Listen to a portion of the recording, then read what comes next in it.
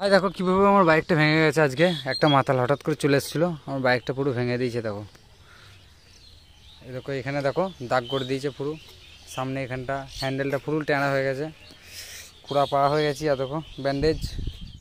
তো hey guys, কেমন আছো সবাই? আশা করি সকালে ভালো আছো। তো তোমারও ভাইও ভালো আছে মানে একটু বিপদ হয়েছিল। ওই শর্ট ভিডিওটা তোমরা দেখেছো না, সে আমার বাইকটা অ্যাক্সিডেন্ট হয়ে গেছিলো। তো মা মানে হঠাৎ করে যাচ্ছি বাজারে, তো হঠাৎ করে মা মানে বাইকটি ধরেনি পেছন থেকে, আর একটা মাতাল সামনে এসছে। তো মাতালটাকে এই ব্রেক মারছি, মানে একটু স্লিপ মেরেছে হালকা, তো অতিথি মা পড়ে যাচ্ছে। মা পড়ে না কোনো দিন, কিন্তু সেদিন ধরেনি বলে পড়ে গেল।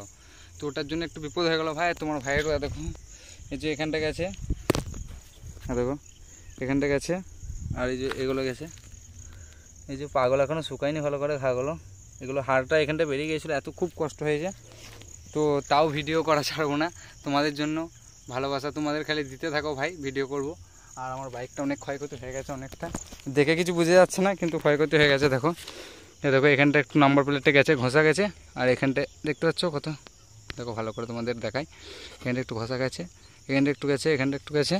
আর এই হ্যান্ডেলটা পুরো ব্যান হয়ে গেছে ভাই, দেখতে হচ্ছে। দেখো সেটা গেছে, এত হ্যান্ডেল নর্মাল এটা থাকে, এরপরে এটা দেখবে এত ঠিক যাচ্ছে। মানে এখানে যে কিটগুলো থাকে না, এই হাইড্রোলিক ভেতরে গাড়ির কিটগুলো সব কেটে গেছে। তো বলছে 5,000 টাকা খরচা বলছে।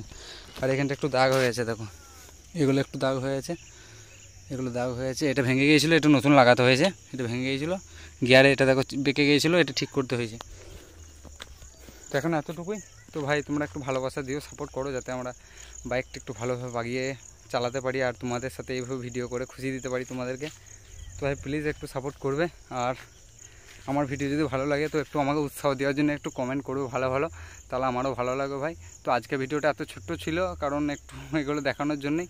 তো আর বাইকটা এখন ঠিকঠাক আছে, চালাতে পারছি নর্মাল, কিন্তু চেষ্টা করবো। আর একটা জিনিস চেষ্টা করবে, কোনো মেয়ে ছেলে যদি বাইকে চাপে, তো মানে মাই হোক, বউ হোক, বোন হোক, যেই হোক, যদি একদিকে বসে তো নিজেকে নিজের মতো কন্ট্রোল করে চালাতে হবে। তার উপর ভরসা করে যে সে ধরবে এটা ভাবো না ভাই, কারণ এটা ভাবলে ভুল হবে। কারণ সে ধরবে না ধরবে সেটা তুমি জানবে না, হঠাৎ ছেড়ে দিলো, সেটা তুমি পড়ে গেলে, যেটা আমার হলো। আমি শিক্ষা পেলাম, তো ঠকলে যেটাই শিখলে সেটাই, তো ঠকবে না কেউ, দেখে শিখে নাও, নাহলে ঠকলে প্রবলেম হয়ে যাবে ভাই। তো আজকে ভিতরে এতটুকুই ছিল, পরে ভিডিওতে আবার দেখা হচ্ছে। Tata bye, take care.